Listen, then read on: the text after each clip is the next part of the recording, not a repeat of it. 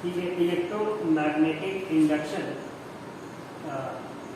दो वर्ड से बना है। इलेक्ट्रोमैग्नेटिक मतलब इलेक्ट्रिसिटी और मैग्नेटिज्म के इंटरैक्शन की बात इसमें मोस्ट प्रोबेबली होगी, जो भी हो। और क्या है तो पहले एनसीईआरटी के बारे में देखते हैं। We have studied that when a current carrying conductor is placed in a magnetic field such that the direction of current is perpendicular to the magnetic field, जैसा कि अभी मोटर्स में देख रहे थे, it experiences a force. This force causes the conductor to move. ये अभी हमने यही पूरी कहानी इलेक्ट्रिक मोटर में पढ़ी। Now let us imagine a situation in which a conductor is moving inside a magnetic field, or a magnetic field is changing around a fixed conductor. What will happen? अब अभी तक क्या था कि current के कारण हम मैग्नेटिक फील्ड के साथ कुछ छेड़छाड़ कर सकते हैं, बट अब इनका कहना है कि अगर एक सिंपली एक कंडक्टर है, करंट नहीं है उसमें, वो एक मैग्नेटिक फील्ड में घूम रहा है, या फिर कंडक्टर स्टेशनरी है और मैग्नेटिक फील्ड उसके चारों ओर चेंज हो रही है, तब उस केस में क्या होगा? तो ये इंग्लिश फिजिसिस्ट थे सर माइकल फैराडे। 1831 में इन्होंने ये डिस्कवर करा कि एक मैग्नेट के मूव करने से एक कंप्लीट सर्किट जिसमें करंट नहीं फ्लो हो रहा, उसमें एक करंट अपने आप से पैदा हो जाती है या इंड्यूस हो जाती है।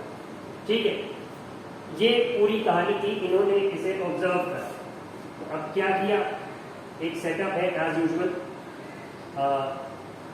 एक कॉपर वायर को लपेटा गया है, as you can see it has been rolled upon a iron rod या कह लो किसी भी टुकड़े के चारों। और what sir Michael Faraday did was he simply move a bar magnet very swiftly near this setup. तो इन्होंने देखा कि जो इससे नीचे गैल्वेनोमीटर या अमीटर जो भी कह लो कनेक्टेड था, उसमें एक डिफ्लेक्शन है, मतलब जो उसकी ये नीडल है, if you can see this on the screen is share, ये जो फिगर 13.16 है, इसमें अगर नीचे आपको दिख रहा हो तो यहाँ पे गैल्वेनोमीटर है, इसमें एक डिफ्लेक्शन हुआ। अब बहुत बेसिक सी बात है कि ये डिफ्लेक्शन उसी केस में आपको शो होगा जब एक इलेक्ट्रिक करंट सर्किट में फ्लो हो। और इन्होंने जब मैग्नेट फिर से रुक गया तो देखा कोई करंट नहीं फ्लो हो रही है, बट फिर से इन्होंने मूव कराया, फिर से गैल्वेनोमीटर की नीडल में डिफ्लेक्शन हुआ। ठीक है, तो इन्हें ये समझ में आया कि हो ना हो इस मैग्नेट के मूव करने से ही इसमें करंट फ्लो हो रही है। This change in the magnetic field is somehow causing a current to move in the circuit, ऐसा समझो। ठीक है, ये इतनी बात सबको समझ में आ रही है? ठीक है, and this discovery was historic. आज हमारे चारों तरफ जो भी चीजें हैं, जो भी ऑब्जेक्ट्स हैं, right from a simple bulb to all the big huge machines operating around us, जो भी फैक्ट्रीज है, जो भी गुड्स प्रोड्यूस हो रहे हैं, जो भी साइंस में एडवांसमेंट हुआ है, सारी चीजें हुई हैं। कंप्यूटर्स, इलेक्ट्रॉनिक्स ग्रो ही तब करे जब इलेक्ट्रिसिटी अल्टीमेटली वहां पे आई। तो इलेक्ट्रिसिटी प्रोड्यूस करने के लिए एक तो हम लोगों ने पढ़ा था कि पहला आदमी जिसने इलेक्ट्रिसिटी को नोटिस किया था वो क्या था, उसने बारिश में पतंग उड़ाई थी तो उसको बिजली का झटका लगा, तो उसने जाना था कि ये इलेक्ट्रिसिटी नाम की कोई चीज होगी। ठीक है, एग्जैक्टली बेंजामिन फ्रैंकलिन ने ये करा था, बट इसको प्रोड्यूस कैसे किया ये समझ में आया था। तो फिर इलेक्ट्रोलिसिस की डिस्कवरी हुई थी कि अगर एक सर्टेन सोल्यूशन में हम दो इलेक्ट्रोड डालते हैं तो कुछ आयंस कहीं मूव करते हैं, कुछ आयंस कहीं मूव होते हैं, इससे इन आयंस के मोशन से भी एक करंट प्रोड्यूस होता है। बट एक्चुअल में इलेक्ट्रिसिटी को लार्ज स्केल पे प्रोड्यूस करने के लिए ये जो कॉन्सेप्ट था इलेक्ट्रोमैग्नेटिक इंडक्शन का, सर माइकल फैराडे की जो डिस्कवरी थी, this was the breakthrough. इसे भी समझ लो कि इलेक्ट्रिसिटी का ब्रेक थ्रू कहा गया। तो हेडिंग देंगे इलेक्ट्रोमैग्नेटिक इंडक्शन, और इसके बारे में प्लीज सबसे पहले इसकी डेफिनेशन लिखी जाए, समझा जाए कि ये क्या है।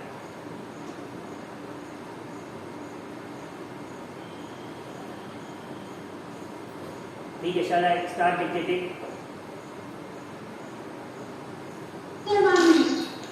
ठीक है, ये समस्या की देवी है।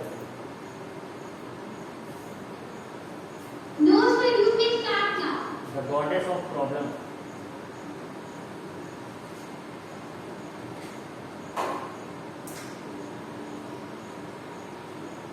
और हिस्ट्री रिवॉल्व्स या कह सकते हैं स्टेज स्टेबल अपॉन 4 पिलर्स, 4 स्तंभों पे इसका सब कुछ है based, and those 4 pillars are called दिक्कत, समस्या, तकलीफ और परेशानी।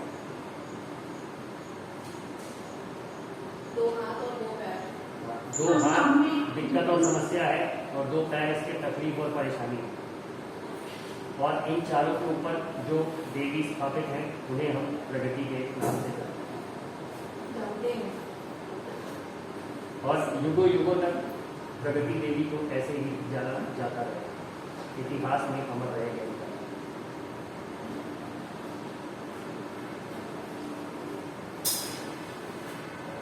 खूब परेशान हुई मर्दानी, वो तो हमारी प्रगति रही।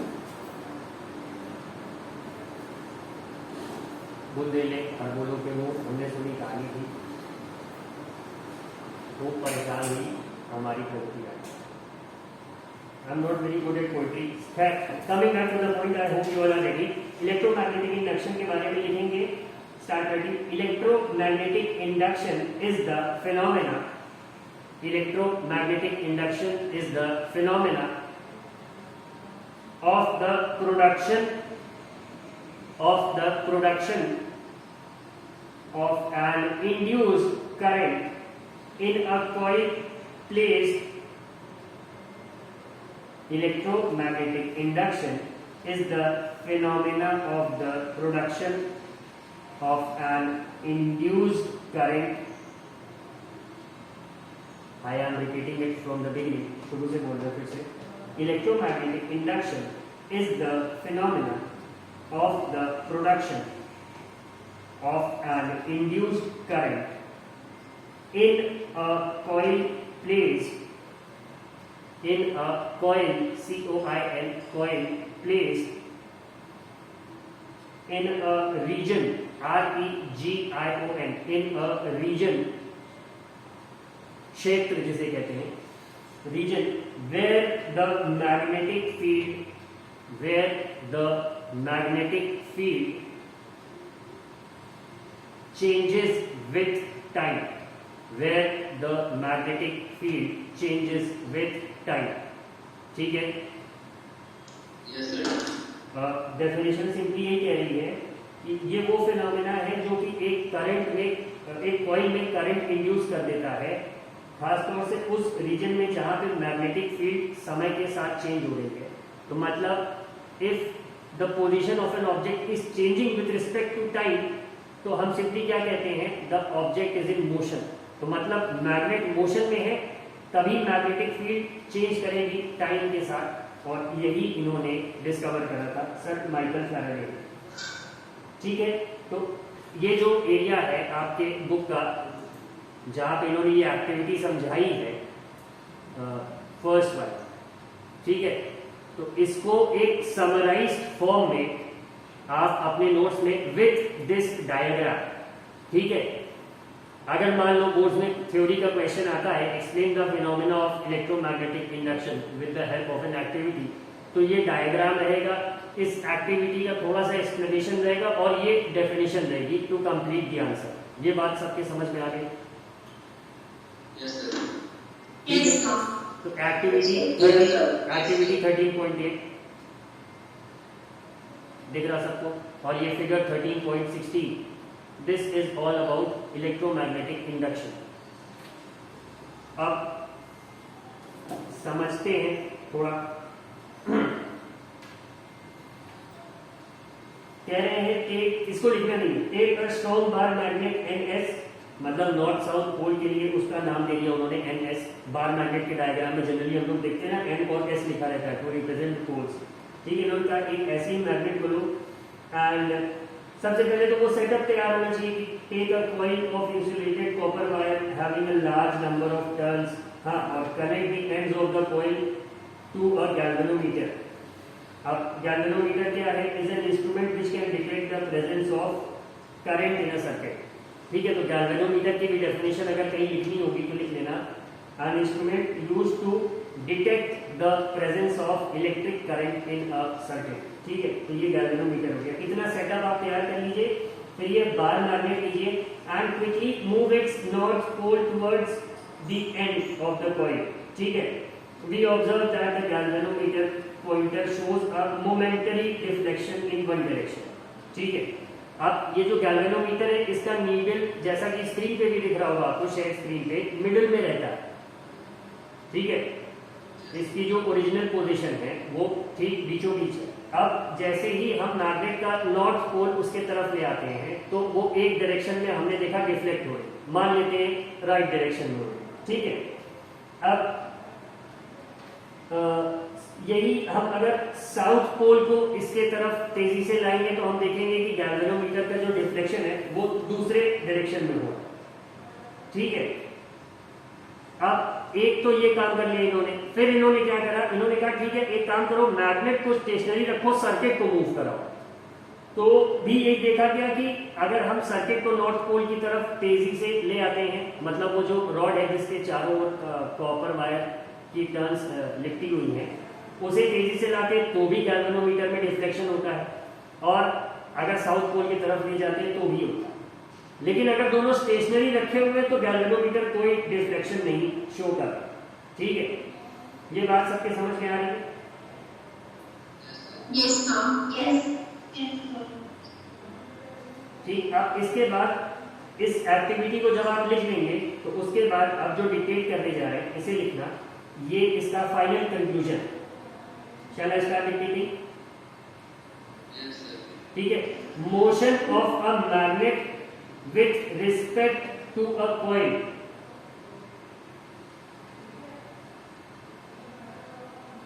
motion of a magnet with respect to a coil coil produces an induced potential difference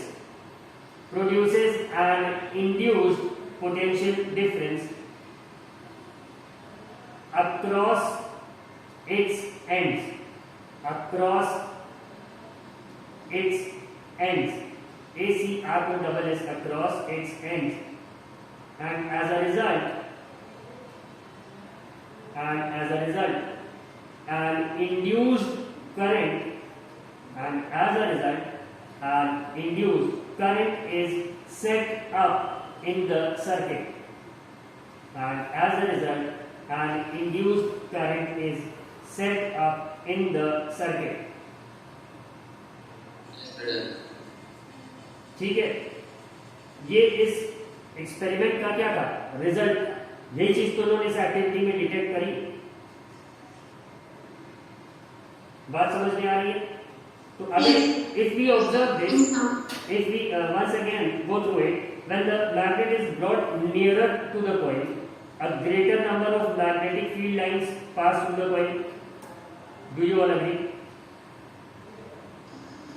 Yes, sir. ठीक है, पोल्स के पास मैग्नेटिक फील्ड लाइंस की डेंसिटी मैक्सिमम होती है, ये बार मैग्नेट की कहानी में हम लोगों ने जाना था। ठीक है, so we can say that the magnetic field around the coil increases when we bring a magnet close to it. कह सकते हैं? Yes, yes. ठीक है, सो this increase in the magnetic field induces a potential difference across the ends of the coil, and the induced current starts flowing. ठीक है, अब when the magnet is moved away from the coil, जब इसे दूर ले जाएंगे तो the magnetic field around the coil decreases, अब डिक्रीज होगी, मतलब the number of magnetic field lines of force passing through the conductor at that moment would decrease if we take away the magnet from the coil. ये बात से सब सहमत है? Yes, sir. ठीक है, Yes, sir. तो यही इसका कंक्लूजन था। अब अगली जो फैक्टर है इसमें कि ये जो इंड्यूस्ड करंट है इसकी ये मतलब कितना ज्यादा रहेगा, इसकी इंटेंसिटी कितनी रहेगी, ये बातें किस चीज पे डिपेंड करेंगी? तीन फैक्टर्स पे ये डिपेंड करेंगी। मतलब what I am trying to say is that the magnitude of induced current would depend on three factors. एक, the strength of magnet, number दो, the number of turns in the coil, जैसा कि solenoid में हमने पढ़ा था कि जितने ज्यादा टर्न्स होंगे उतनी ही ज्यादा स्ट्रॉन्ग क्या होगी, मैग्नेटिक फील्ड प्रोड्यूस होगी।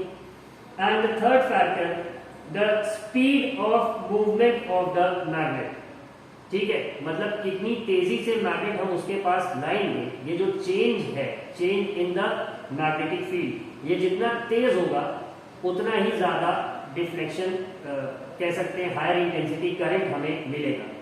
ये बात सबको समझ में आ रही है, based upon what we have studied?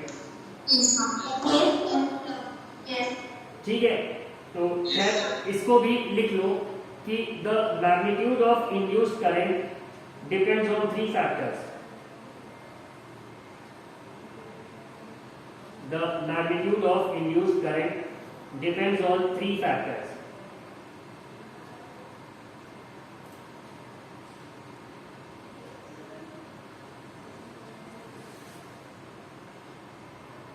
बोले कौन कौन से? Number one, the strength of the magnet,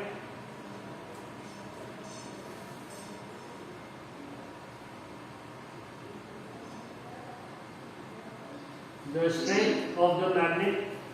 The second one, the number of turns in the coil, the number of turns in the coil, COIL. And the third one, the speed of movement of the magnet.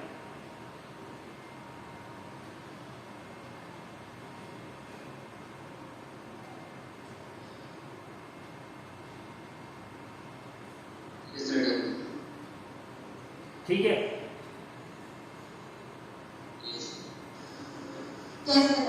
बात समझ में आ रही है? Not a great rocket science in world में, बहुत ही simple सा है और काम भर की एकदम सॉलिड नोट्स भी आपके पास इकट्ठा हो रही है।